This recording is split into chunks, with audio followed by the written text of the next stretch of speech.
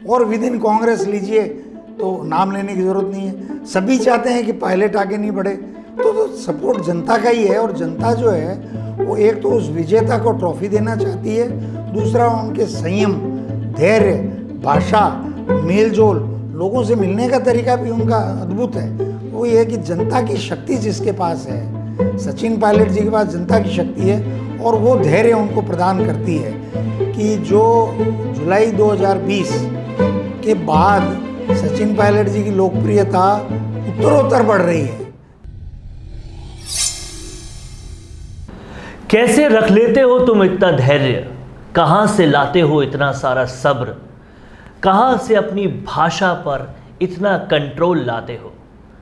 ये सवाल राजनीतिक गलियारों में बंद जुबान से बहुत सारे लोग पूछ रहे हैं सचिन पायलट को। एक के बाद एक हमले और एक के बाद एक कहीं ना कहीं गलतियां हो रही है कांग्रेस से उनको पद देने में, इज्जत देने में, लेकिन फिर भी वो लगातार देते जा रहे हैं। धैर्य का परिचय, निष्ठा का परिचय और भाषा शैली में शालीनता का परिचय। ये कैसे हो रहा है, क्या कुछ हो रहा है, क्या इसके पीछे की भी कुछ कहानी है, जनता क्या चाहती है, कार्यकर्ता का मन क्या कहता है, इन सभी मुद्दों पर आज हम बात करेंगे। और इन सभी मुद्दों पर मेरे साथ आज बात करने के लिए हैं कांग्रेस के सुशील आसोपा जी, जो अपने आप को नेहरूवियन कांग्रेसी भी बताते हैं। सबसे पहले सुशील जी, आपका बहुत बहुत स्वागत है राजस्थान संवाद में। नमस्कार। पहले तो ये बताइए, आप अपने आप को नेहरूवियन क्यों कहते हैं? दरअसल मैं अपनी यंग एज से लेकर के और राजनीति में 30, 35, 40 साल से नहीं हूँ। राजनीतिक परिवार से ज़रूर हूँ। मेरे पिता सरपंच रहे लंबे समय, फ्रीडम फाइटर थे। भाई भी सरपंच रहा 10 साल। लेकिन मैं गवर्नमेंट जॉब में था। हठात मैंने नेहरू के बारे में कुलदीप नैयर की एक पुस्तक पढ़ी जिसमें उन परिस्थितियों का जिक्र हुआ कि किस प्रकार नेहरू ने झटके से अपना 42 कमरों का आनंद भवन देश की आज़ादी के लिए 1930 में गिफ्ट कर दिया, जबकि देश आज़ादी 17 साल दूर थी। किसी को मालूम नहीं था देश आज़ाद होगा भी या नहीं। तो मुझे उस समय लगा कि मैं इस देश के लिए क्या कर रहा हूँ, अपने देश को मैं क्या कंट्रीब्यूट कर रहा हूँ। मुझे कुछ लोगों ने कहा कि आप अच्छी खासी जॉब कर रहे हो, चीफ इंजीनियर बन जाओगे और चीफ इंजीनियर के थ्रू भी आप सर्विस कर सकते हो। तो वो तो एक सिस्टम है, प्रक्रिया है। मुझे लगा कि मैं इस क्षेत्र में जा कर के और एक डायरेक्ट कंट्रीब्यूट करूँ नेहरूवियन थॉट्स को। नेहरू एक लीगेसी है जिसको आगे बढ़ाना कांग्रेस में बहुत ज़रूरी मैं मानता हूँ। तो नेहरू के विचारों से प्रेरित होकर राजनीति में आने के बाद आज जो स्थिति आप देख रहे हैं राजस्थान की राजनीति की, उसमें कहीं ना कहीं पिछले जो ये पूरा टेन्योर रहा है पिछले 3.5-4 सालों का, इसमें लगातार एक ही चीज़ देखने को मिली है। हर कोई एक ही चीज़ देख रहा है कि यहाँ मुख्यमंत्री गहलोत वर्सेस सचिन पायलट हो रहा है और लगातार कुछ ना कुछ हो रहा है। कई बार ज़ुबानी हमले हो रहे हैं, कई बार पीछे से हमले हो रहे हैं, लगातार कुछ ना कुछ हो रहा है। लेकिन हर बार जो एक चीज़ देखी गई वो ये देखी गई कि सचिन पायलट कभी पलटवार करते हुए शालीनता नहीं खोते, धैर्य नहीं खोते, हमेशा कांग्रेस को बढ़ाने की बात करते हैं। युवा है वो, यंग होते हुए इतना धैर्य आता कहाँ से है? ये सवाल मेरा नहीं है, राजनीति को जानने समझने वाले हर इंसान का है। दरअसल आपने जो अपनी बात में पहले जो बात कही, असल में ये जो फिनोमिना है वो जनता वर्सेस एक कुछ कांग्रेस के कुछ लोगों का एक बन गया है। इसके लिए आप 1946 में जाना पड़ेगा, जब ब्रिटिश गवर्नमेंट ने कहा कि कांग्रेस को कहा कि जो कांग्रेस का अध्यक्ष होगा उसको हम अंतरिम प्रधानमंत्री बना करके यहाँ से निकलेंगे। तो कांग्रेस की वर्किंग कमेटी की मीटिंग हुई और ऐसा कहा जाता है, जो कि पब्लिक डोमेन में है, कि प्रदेश कांग्रेस के 12 जो अध्यक्ष थे वो पटेल के साथ थे, 2 आचार्य कृपलानी के साथ और 1 पट्टाभी सीतारामैया के साथ थे। और गांधी जी ने की पहल पर पटेल ने नेहरू के पक्ष में विड्रॉ किया और नेहरू को कांग्रेस अध्यक्ष बनाया गया और वो अंतरिम प्रधानमंत्री बने। अब इसको लेके जब क्वेश्चन उठाया जाता है तो उसका जवाब कहाँ से आता है? जवाब ये आता है कि गांधी जानते थे 2 बातें, कि ये जो अध्यक्ष पीसीसी के चुने गए हैं 1-2 साल पहले, इनको चुनते टाइम जो कांग्रेस का कैडर है और जो जनता है देश की, उसको ये थोड़ी मालूम था कि इन अध्यक्षों को आगे जाकर के ब्रिटिश गवर्नमेंट की जो पहल पे प्रधानमंत्री बनाना है वो किया जाएगा। तो हो सकता है कि कुछ और होता, पहली बात। दूसरी बात, जनता बाई मास जो पूरी देश की जनता थी वो नेहरू को प्रधानमंत्री के रूप में 1937 से ही देख रही थी, जब प्रोविंशियल इलेक्शंस हुए थे और 9 में से 7 जगह कांग्रेस जीती थी। पूरे देश में फ्रंटियर नॉर्थ वेस्ट फ्रंटियर से लेकर मद्रास तक केवल नेहरू की डिमांड होती थी। He was so popular leader. तो गांधी ने 2 चीज़ें देखी कि जनता में पॉपुलर कौन है, जनता की मांग किसके लिए, एक, और दूसरा एज, उम्र। पटेल थे 72 साल के, नेहरू थे 57 साल के। अब आज़ादी देरी से आई, लेकिन नेहरू पॉपुलर जो है वो 47 साल की उम्र में इतने हो गए थे कि वो, बल्कि 40 साल में तो अध्यक्ष उनको ज़बरदस्ती बनाया गया। तो इसलिए गांधी इतने समझदार थे, महात्मा गांधी, कि उन्होंने ये कहा कि जनता क्या चाहती है वो निर्णय होना चाहिए।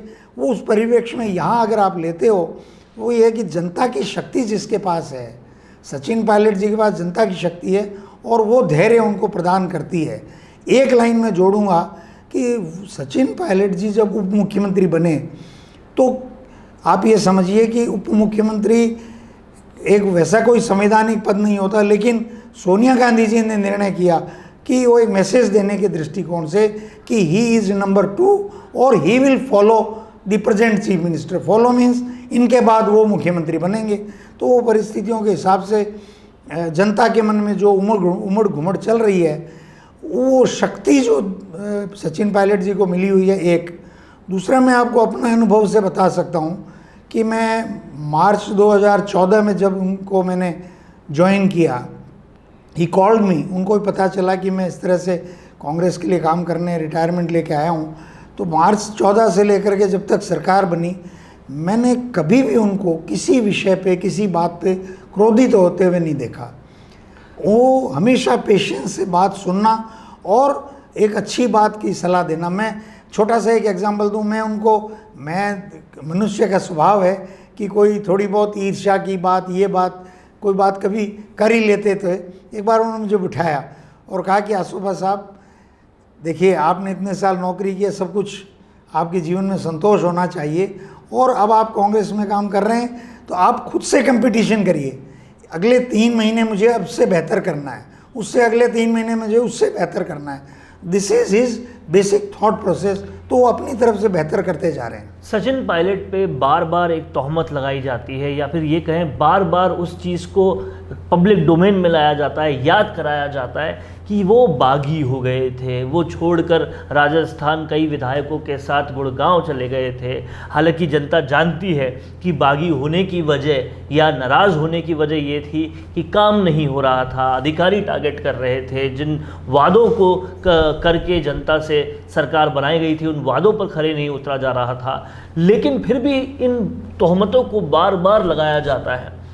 तो क्या माना जाए कि किसी भी तरीके से सचिन पायलट की लोकप्रियता को या जनता में इज्जत को कम करने की कोशिश डेलिबरेटली हो रही है? अब इसके प्रयास किस प्रकार से हो रहे हैं ये तो पब्लिक डोमेन में ही सारी बात है। लेकिन आप ये बात देखिए कि जो जुलाई 2020 के बाद सचिन पायलट जी की लोकप्रियता उत्तरोत्तर बढ़ रही है। इसका अर्थ क्या है? जो मैं पहले कह रहा था कि जनता जिसके साथ है वो उस नेता के पीछे जब दिखाई देती है तो आला कमान ने भी तो गले लगाया ना। सोनिया जी ने, राहुल जी ने, प्रियंका जी, अहमद पटेल भी थे, समिति भी बनी, तो उन्होंने सारी बातें सॉर्ट आउट की ना। न सिर्फ गले लगाया बल्कि उत्तर प्रदेश का चुनाव हो या दूसरे चुनाव हो, सबसे बड़ा कैंपेनर, सबसे स्टार कैंपेनर, चाहे राजस्थान में भी जो उपचुनाव या बाकी चुनाव हो रहे थे, सचिन पायलट को ही बनाया गया, क्योंकि कहीं ना कहीं आलाकमान जानती थी कि सबसे ज़्यादा पॉपुलर सचिन पायलट ही है। लेकिन ये जादू अभी तक किसी को समझ में आ नहीं रहा कि आप किसी पद पे नहीं, आप किसी पावर में नहीं, लेकिन फिर भी सबसे ज़्यादा पॉपुलैरिटी आपकी ही है। हम सोशल मीडिया में काम करते हैं, हम जानते हैं, चाहे कोई भी वीडियो हो जिस पे सचिन पायलट का वीडियो हो या कोई भी ट्वीट हो जहां सचिन पायलट का नाम हो, एक पूरी लय लग जाती है, जनता पूरी साथ आ जाती है। चाहे कहीं पर भी, न सिर्फ राजस्थान बल्कि बेंगलोर से लेकर कहीं पर भी सचिन पायलट जाए, एक दीवानगी सी दिखती है। क्या वजह है इसकी, ये कौन सी पावर है? दरअसल क्या है साहब, ये भारत के लोकतंत्र की बड़ी खूबसूरती है। जो मैंने नेहरू जी की लोकप्रियता का आपको जिक्र किया, अब इसका उदाहरण मैं देना चाह रहा हूँ कि एक रेस हो रही है और रेस में मान लीजिए धावक दौड़ रहे हैं और विजेता कोई है और जो विजेता नहीं है उसको विजेता घोषित कर दिया जाए, तो जो स्टेडियम में 1 लाख दर्शक हैं वो उस विजेता के साथ ही होंगे जिसको घोषित नहीं किया गया। तो वो उसके साथ तब तक रहेंगे जब तक कि उसको एक बार ट्रॉफी वापस नहीं दे दी जाए। अब मैं समझता हूँ कि समय आ गया है। आचार्य प्रमोद कृष्णन ने भी अभी ताज़ा में देख रहा था, एक रिपोर्ट आई है कि उन्होंने कहा कि अशोक गहलोत जी भी बहुत अच्छे नेता हैं और मैं भी मानता हूँ कि उनका कंट्रीब्यूशन राजस्थान के डेवलपमेंट में जब वो मुख्यमंत्री रहा है, और वो मुख्यमंत्री की एक जिम्मेदारी भी है। जब 7 करोड़ लोगों के आप प्रतिनिधि बनते हो, पार्लियामेंट्री डेमोक्रेसी में के तरीके से बनते हो, डायरेक्ट इलेक्शन हमारे यहाँ नहीं है, लेकिन आपकी जिम्मेदारी है तो आप काम करते हो। और ये एक प्रक्रिया है, संवैधानिक प्रक्रिया। हमारे जो संविधान सभा ने निर्माण किया उसमें कोई मुख्यमंत्री अगर घर पे सोया भी रहे तो भी सिस्टम जो है, रेवेन्यू आएगी, खर्चा होगा, योजनाएं बनेगी, उनका ढंग से क्रियान्वयन करने का काम हो, तो वो उनकी भूमिका 14 साल की हो गई है लगभग। तो मैं समझता हूँ वो संपूर्ण हो गई है। और अब युवाओं को राज्यों में मुख्यमंत्री, नेता प्रतिपक्ष, प्रदेश अध्यक्ष बनाना चाहिए। और केंद्र में अगर हम ये कहते हैं कि नरेंद्र मोदी नफरत बांट रहे हैं, नरेंद्र मोदी देश के साथ धोखा कर रहे हैं, तो जिन लोगों ने 1977 और 80 की लड़ाई में जब कहते हैं, गहलोत साहब खुद भी कहते हैं और मैं मानता हूँ कि वो उनकी भूमिका संजय गांधी जी के साथ रही होगी, तो युवाओं ने उस समय इंदिरा जी का साथ दिया और दिल्ली में सरकार वापस आई। तो आज सोनिया जी के हाथ मजबूत करने के लिए, राहुल जी के हाथ मजबूत करने के लिए अगर Ashok Gehlot ji, Digvijay Singh ji, Kamal Nath ji, Bhupendra Hooda ji, so and so forth, Madan Mohan Jha ji, Anil Sharma Bihar वाले वो, या दास मुंशी परिवार, या Siddaramaiah ji, whatever you call it, Chidambaram ji, ये सब लोग अगर राज्यों की राजनीति में अपनी पैर को फंसा के रखेंगे तो मैं समझता हूँ मोदी से लड़ाई लड़ना, केंद्र में दिल्ली में बैठ कर के इनको तो मॉनिटरिंग करनी बहुत ज़रूरी मेरी नज़र में समझता हूँ कि राज्यों में प्रॉपर संघर्ष हो रहा है कि नहीं, और विपक्षी दलों के साथ वार्तालाप करना, एक कंसोर्टियम बनाना, ये सब लोग, इनको सब बुजुर्गों को करना चाहिए। यही मैं समझता हूँ काल परिस्थिति के अनुसार इस देश के प्रति इनका ये धर्म है। और कांग्रेस के प्रति जो इनकी निष्ठा की बात करते हैं, उस निष्ठा भी यही पुकार है कि चाहे राजस्थान में आप सचिन पायलट को दीजिए, आप हरियाणा में किसी और को दीजिए, आप मध्य प्रदेश में कोई और सचिन पायलट जो हैं वहाँ के, अगर वो सचिन पायलट जैसे नहीं हैं तो उनको ग्रूम करिए, गुजरात में भी युवाओं को ग्रूम करिए, ये आपका धर्म है। नहीं तो आने वाले समय में मैं एक बात कहता हूँ, और कोई मैं भारतीय जनता पार्टी की इसमें नीतिगत या उनकी नीतियों की प्रशंसा नहीं कर रहा हूँ, लेकिन उनकी जो कार्य प्रणाली आप देखिए, आज 72 साल के नरेंद्र मोदी प्रधानमंत्री हैं, लेकिन 55 साल के अमित शाह लाइन में हैं, 50 साल के योगी आदित्यनाथ लाइन में हैं, 40-45 साल के अनुराग ठाकुर लाइन में हैं, और तो और मैं कहता हूँ जो इसको सुन रहे हैं युवा लोग 30 साल के, उनके 30 साल का तेजस्वी सूर्या बेंगलोर से, मैं इसलिए कह रहा हूँ प्रामाणिक तौर पर कि बिहार में जब चुनाव हुआ था उससे पहले उनको हिंदी बोलनी नहीं आती थी, वो केवल अंग्रेजी में बोलते थे। उनको चाहे भाजपा को आप 100 बार ब्लेम करो, आरएसएस को 100 बार ब्लेम करो, भाजपा ने उनको हिंदी बोलनी सिखा दी और वो बिहार के चुनाव में अपनी टूटी फूटी हिंदी में बिहार में भाषण दे रहे थे। इसका मतलब वो निरंतरता बना रहे हैं अपनी कि who are our future leaders. मैं आपसे अगर कैटेगोरिकली एक सवाल ये पूछूं कि सचिन पायलट को सीधा सीधा गजेंद्र सिंह शेखावत से मिलीभगत का आरोप लगा रहे हैं, और सीएम गहलोत तो लगा ही रहे हैं, उनके बिल्कुल करीबी मंत्री जो माने जाते हैं शांति धारीवाल वो भी लगा रहे हैं। क्या इस पॉपुलैरिटी के जेस्चर वाले आदमी को इस तरह के आरोप लगाना, जिन्होंने अपनी निष्ठा का बार बार सबूत दिया हो, उनके दोस्त सारे चाहे बीजेपी में चले गए, वो हमेशा रहे और कांग्रेस की बात करते रहे, उसके साथ बार बार इस तरीके से चीज़ें करना क्या कांग्रेस को पीछे नहीं ले जाना? देखिए, पहली बात तो जो आपने धारीवाल जी की बात कही, अशोक गहलोत साहब विधानसभा के पटल पे जब विपक्ष में 2008 और 13 के बीच में ओम बिड़ला प्रतिपक्ष में थे और शांति धारीवाल यहाँ पर थे मंत्री, तो ओम शांति ओम अक्सर गहलोत साहब खुद ही धारीवाल जी की तरफ इशारा करके बोलते थे। तो धारीवाल जी अगर कोई बात कहते हैं कौन किन से मिला हुआ है, तो कोटा में चले जाइए, बच्चा बच्चा ओम शांति, मतलब वो एक, आप समझ रहे हैं मैं क्या कहना चाह रहा हूँ, लेकिन वो उस पर मैं नहीं जाना चाहता। देखने वाली बात ये है कि ये कैसा फिनोमिना है जिसमें गुलाब चंद कटारिया हो प्रशंसा करें 100 बार, राजेंद्र राठौड़ हो प्रशंसा करें 100 बार, गजेंद्र शेखावत प्रशंसा करें, कुछ भी करें, लेकिन तमाम भाजपा, वसुंधरा जी तो इसलिए जिक्र नहीं करती कि उन्होंने एक बार उनको बच्चा कह दिया था और वो हार गई उस बच्चे से। तो ये सारे तमाम भाजपा के नेता और विद इन कांग्रेस लीजिए तो नाम लेने की ज़रूरत नहीं है, सभी चाहते हैं कि पायलट आगे नहीं बढ़े। तो सपोर्ट जनता का ही है, और जनता जो है वो एक तो उस विजेता को ट्रॉफी देना चाहती है, दूसरा उनके संयम, धैर्य, भाषा, मेलजोल, लोगों से मिलने का तरीका भी उनका अद्भुत है वो। और एक बात और मैं आपको उदाहरण दे के बताना चाहता हूँ, वो अपने 11 सिविल लाइन्स पे लोगों से मिलते हैं। तो मैं बहुत कार्यकर्ताओं से जुड़ा हुआ हूँ, तो मैंने एक कार्यकर्ता ने मुझे कहा कि साहब मुझे मिलवा दीजिए। मैंने कहा भी सचिन पायलट जी के यहाँ कोई XYZ ABCD नहीं है जो मिलवाता है, वहाँ तो सब स्ट्रेट फॉरवर्ड काम है, आप जाइए अपना परिचय दीजिए। परिचय दिया, मैंने कहा नाम ज़रूर बताना। तो दूसरी बार फिर मिला वो, तो उसने जब नाम बताना चाहा तो बोला आप पिछली बार मेरे से मिले थे ना, ये प्रॉब्लम बताई थी आपने, आप वहाँ के हो। तो वो अचंभित रह गया।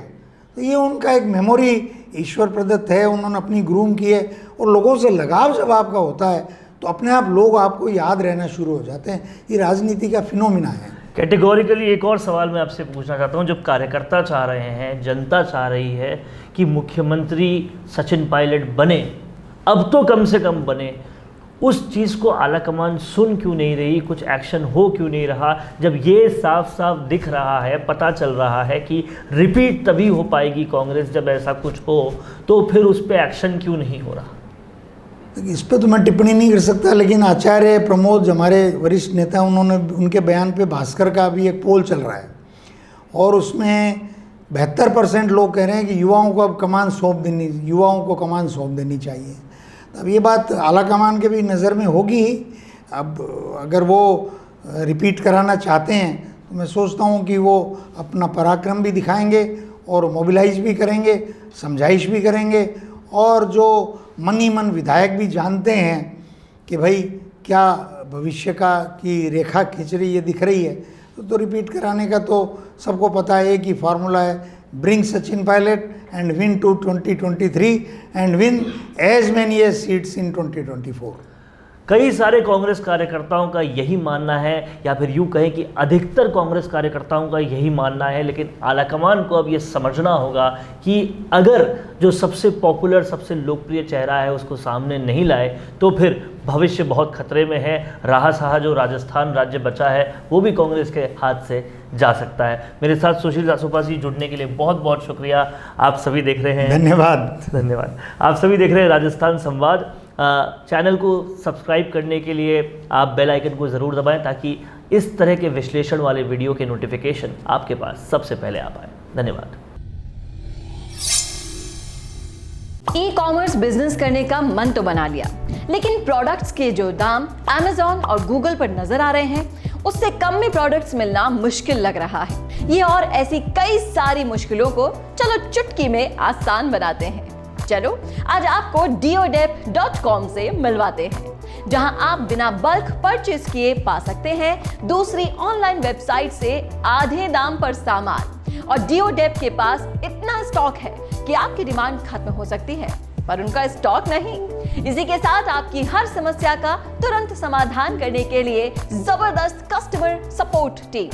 इसी के साथ वेबसाइट से लेकर फोटोज तक की सारी वो मदद जो कि आपको अपने बिजनेस को ऑनलाइन ले जाने के लिए चाहिए, आपको एक ही जगह मिल जाएगी और वो है deodep.com। सोचिए मत, अभी इंक्वायरी कीजिए।